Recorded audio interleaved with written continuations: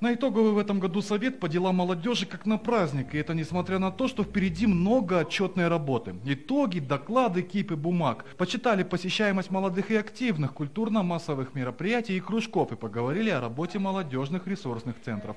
Реализация государственной молодежной политики, можно сказать, каждым днем развивается. Только финансирование на государственную молодежную политику выделяется 100 раз больше, чем в 2003 году. В 2003 году было 3,5 миллиона, в этом году уже 300 миллионов тенге. Это только по проведению мероприятий. Совет по делам молодежи курируется акимом области. Нурмухамбет Абдибеков частенько встречается с активистами региона, делится опытом и советами. Ежегодно в области на постоянные рабочие места трудоустраиваются около 20 тысяч молодых людей.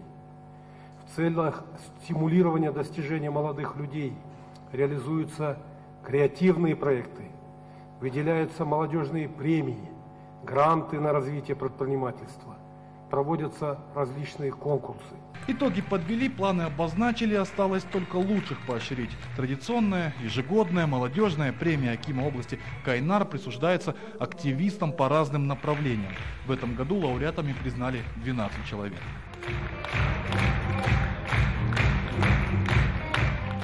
Я рад, что людям труда уделяется такое внимание. Я победил сегодня в номинации «Молодой рабочий года». Очень рад. Спасибо. Всех с наступающим Новым годом. Выбрали также лучшего молодого работника культуры, лучшего молодого ученого, медика, педагога и госслужащего. Помимо этого награду получил лучший ресурсный центр и лучший дом юношества для детей-сирот. Виталий Несибаев, Мурат Такенов, Роман Копылов, Казахстан, Караганды.